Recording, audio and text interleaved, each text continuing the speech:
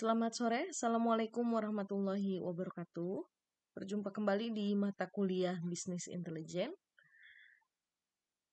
Hari ini kita masuk di pertemuan ketiga ya tentang arsitektur bisnis intelijen. Baik, apa sih itu ya yang dimaksud dengan arsitektur bisnis intelijen? Nah, arsitektur bisnis intelijen di sini mengacu kepada kerangka kerja dan infrastruktur yang memungkinkan perusahaan untuk mengumpulkan, mengelola, menganalisis, dan memvisualisasikan data ya untuk membuat keputusan bisnis yang tepat. Dan arsitektur intelijen ini mencakup berbagai komponen, teknologi, dan proses yang bekerja sama untuk mendukung kemampuan BI suatu organisasi. Kenapa disebut seperti itu? Karena kalau kita flashback lagi, ya pengertian daripada BI sendiri adalah seperangkat alat analisis ya yang berupa informasi bisnis yang digunakan untuk mengkonsolidasi, ya kemudian menganalisis, menyimpan, mengakses banyak data dalam konteks proses bisnis yang mengarah pada pembuatan keputusan, ya kan, dan tindakan dengan tujuan peningkatan kinerja usaha atau bisnis. Maka dari itu, arsitektur bisnis intelijen sendiri mengacu pada kerangka kerja. Ya. Nah, konsep dasar daripada arsitektur bisnis intelijen adalah elemen krusial dalam kesuksesan program BI ya, yang menggunakan analisis data dan juga pelaporan. Ini membantu perusahaan meningkatkan kinerja bisnis, merampingkan operasi, menemukan peluang pendapatan baru, memperkuat perencanaan strategis, dan membuat keputusan yang lebih baik secara umum. Mengapa dikatakan demikian? Karena lingkungan bisnis intelijen ini meliputi semua perkembangan, pengolahan informasi, dan dukungan kegiatan yang dibutuhkan untuk memberikan informasi bisnis yang handal dan sangat relevan dan kemampuan analitis bisnis untuk kegiatan bisnis organisasi dan untuk pengambilan keputusan. Baik, lanjut. Nah, elemen kunci arsitektur bisnis intelijen itu antara lain ada data source, ya. Apa itu data source? Yaitu termasuk berbagai sistem, ya, database, aplikasi, dan sumber eksternal dari mana data dikumpulkan, ya. Kemudian sumber-sumber ini dapat mencakup database transaksional, ya, gudang data, spreadsheet, sistem CRM, platform media, dan lain-lain. Nah, dari koleksi data mentah ini nanti dapat diubah menjadi informasi dengan cara dianalisa, ya, disusun berdasarkan hubungan antar data dengan mengetahui data apa yang diinginkan yang ingin dikumpulkan serta di dalam konteks apa yang diinginkan. Seperti itu, ya. Kemudian ada data integration yang berikutnya. Dari data berbagai sumber ini perlu dikonsolidasikan, ya kan, dan diintegrasikan untuk membuat tampilan terpadu, ya.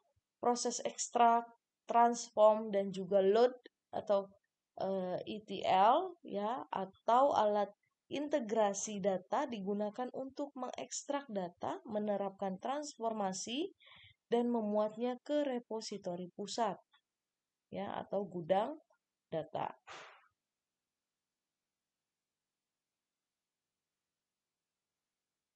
Kemudian yang ketiga adalah data warehouse, ya. Sorry. Ya, ini dia. Data warehouse ini merupakan pusat repositori, ya, yang menyimpan data secara terstruktur, historis, dan terintegrasi dari berbagai sumber data. Ya. Dan data warehouse ini memberikan dasar untuk analisis data dan juga pelaporan. Dan data warehouse biasanya dirancang untuk mendukung query kompleks dan memberikan tampilan data yang terkonsolidasi. Ya. Jadi setelah data diekstrak, ya, terintegrasi dan diperiksa kualitas datanya, nah ini kemudian dimuat dalam suatu repositori sentral atau disebut dengan warehouse yang dikelola oleh satu atau lebih server. Nah, data warehouse ini memang dirancang untuk mengenali setiap topik-topik yang menjadi perhatian utama yang menyangkut dengan bisnis, sehingga para pengambil keputusan dapat menganalisis dengan mudah. Seperti itu ya. Kemudian yang keempat ada data modeling.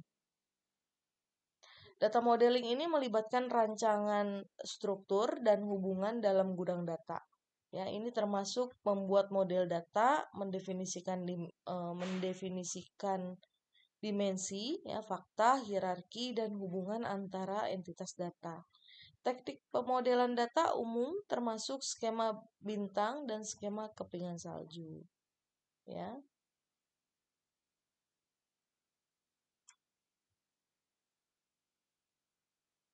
lanjut. Yang kelima adalah data transformation. Data transformation ini yaitu mungkin data perlu diubah dan dibersihkan ya untuk memastikan kualitas dan konsistensinya. Data transformation ini melibatkan tugas-tugas seperti pembersihan data, validasi data, ya pengayaan data, dan membuat kolom atau pengukuran kalkulasi untuk tujuan analisis. Yang keenam, lanjut di bisnis analitik. Ya, setelah data diubah, kemudian disimpan, ya, kemudian berbagai alat dan teknik analitik dapat digunakan untuk memperoleh wawasan. Dan ini termasuk analisis deskriptif, ya, meringkas dan memvisualisasikan data. Analisis diagnostik, yaitu mengidentifikasi tren dan pola. Kemudian analisis prediktif, ya, meramalkan hasil di masa depan, dan analisis preskriptif, yaitu menyarankan tindakan berdasarkan wawasan, seperti itu. Kemudian yang ketujuh adalah reporting dan juga dashboard, ya. Platform BI ini sering menyediakan alat pelaporan untuk membuat dan mendistribusikan laporan. Dashboard adalah visualisasi interaktif yang memberikan snapshot real time dari indikator kinerja utama, ya, KPI dan matrix. Pengguna dapat menelusuri data untuk analisis terperinci. Yang berikutnya ada di data visualization, ya, memvisualisasikan data, yaitu dengan cara yang bermakna membantu pengguna memahami informasi yang kompleks dengan mudah. Dan alat BI ini menawarkan berbagai opsi visualisasi seperti bagan, ya, grafik, peta, dan tabel. Representasi visual ini membantu dalam menemukan tren, anomali, dan pola. Ya, jadi nanti di bisnis analisis, di bisnis intelijen ini ya memang tujuannya kita adalah untuk melihat ya data ini menjadi bentuk-bentuk yang visualisasi ini ya, di mana di dashboard gitu kan, di sebuah alat ya, gitu. Bisa dalam bentuk grafik, bisa dalam bentuk tabel ya, dan lain sebagainya. Nah, kemudian yang kesembilan adalah data security and governance. Keamanan dan tata kelola data adalah aspek penting dari arsitektur BI.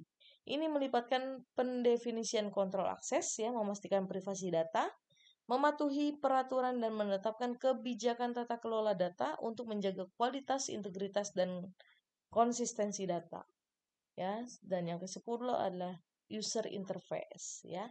Nah, platform BI ini menyediakan antarmuka pengguna untuk berbagai jenis pengguna, termasuk pengguna bisnis, analis dan ilmuwan data. Antarmuka harus intuitif, ramah pengguna, dan dapat disesuaikan untuk memenuhi beragam kebutuhan pengguna, ya. Jadi di user interface ini ya atau front end application ya biasanya adalah aplikasi yang digunakan langsung oleh pengguna bisnis dalam membuat keputusan gitu nantinya ya. Eh, Biasanya alat yang dipakai dalam komponen user interface ini atau front end application ini adalah enterprise portal for searching ya atau spreadsheet ya itu bisa. Terus aplikasi manajemen kinerja yang memvisualisasikan itu seperti dashboard ya atau alat-alat yang memungkinkan pengguna teknologi tersebut dapat mengakses dengan mengeksekusi query ad hoc dan alat yang memvisualisasikan model data gitu ya. Jadi semakin fleksibel alat ini lebih memungkinkan eksplorasi data lebih dinamis dan menginvestigasi data dengan cara yang berbeda. Seperti itu. Yang berikutnya ada scalability dan performance.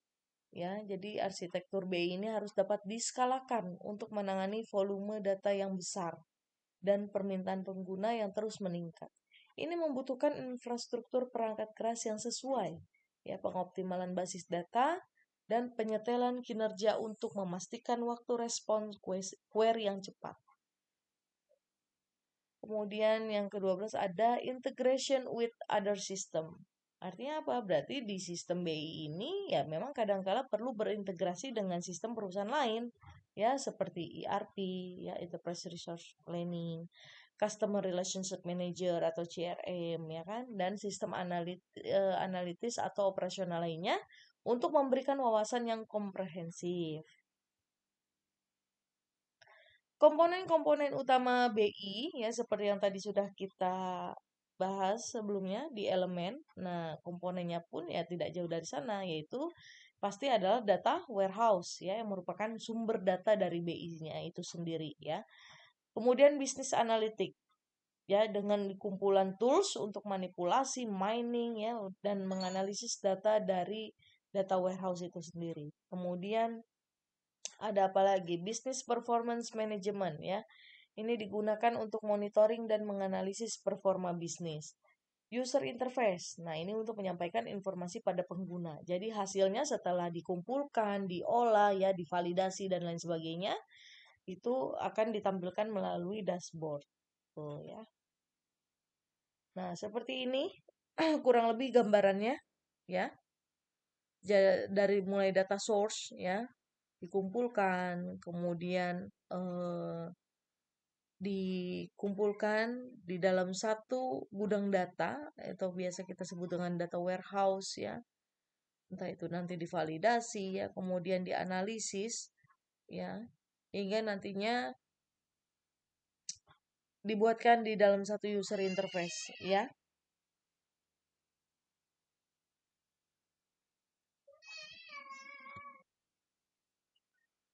Oke, jadi seperti itu ya untuk arsitektur BI-nya. Nah, ini integrasi data warehouse dan BI. Data warehouse itu tadi adalah landasan ya dari setiap sistem BI berukuran sedang maupun besar ya. Nah, awalnya memang data warehouse ini hanya berisi data historis yang sudah terintegrasi, terorganisir ya dan diringkas sehingga pengguna dengan mudah dapat melihat dan memanfaatkannya.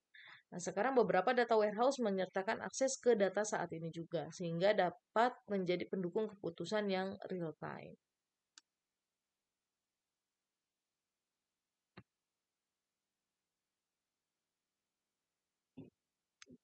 Nah, ini integrasi alat BI dalam arsitektur ya. Jadi bisnis analitik ini adalah tools ya yang dapat membantu user dalam transformasi data menjadi pengetahuan. Ya, contohnya queries ya, data mining atau text mining ya, statistic tools dan juga lain-lain.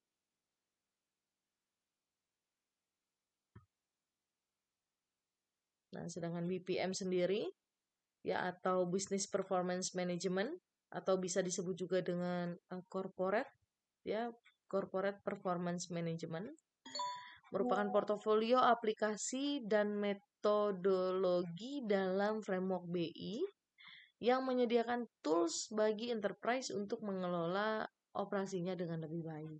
Ya, jadi seperti ini gambarannya ya. Ini berdasarkan bscdesigner.com ya, dashboardnya nanti seperti itu. Nah, untuk user interface, nah dapat berupa dashboard ya atau tools lain untuk visualisasi informasi ya dan dashboard ini merupakan sebuah tampilan yang komprehensif ya dari pengukuran performa organisasi atau disebut juga dengan Key Performance Indicator ya atau KPI.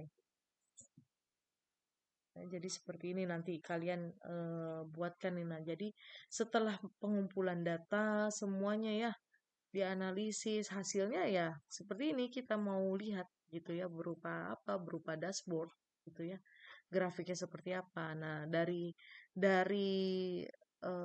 tampilan grafik dan diagram seperti ini lah yang bisa membantu kita untuk mengambil keputusan ya, menentukan tren pola yang terjadi saat ini seperti apa sih, tren yang sedang berkembang saat ini apa sih. Nah, dianalisa lah seperti ini di dalam BI gitu.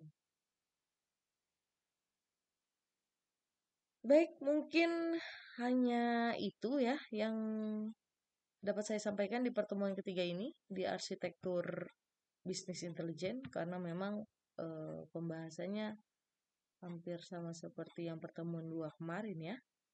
Jadi penggunaan dari bisnis intelijen sendiri memang dapat meningkatkan nilai data dan informasi organisasi. Ya, aplikasi penggunaan bisnis intelijen untuk mendorong nilai bisnis itu juga ada beberapa ya. Ada yang kita kenal measurement ya, itu juga bisa program yang menciptakan hierarki matriks kinerja dan benchmarking ya, itu bisa terus analitik ya, reporting, kemudian collaboration, platform, knowledge management dan lain sebagainya. Tapi intinya memang untuk saat ini yang kalian pelajari nanti outputnya mau apa sih Bu? Oh, outputnya adalah dashboard seperti ini ya, tools ya yang memvisualisasikan informasi data seperti ini gitu, sehingga kita bisa menganalisis tren apa sih yang terjadi saat ini, polanya bagaimana sih, pola marketnya yang terjadi saat ini seperti itu ya. Ya, mungkin itu saja dari arsitektur bisnis manajemennya. Sampai ketemu lagi di pertemuan berikutnya. Terima kasih. Wassalamualaikum warahmatullahi wabarakatuh.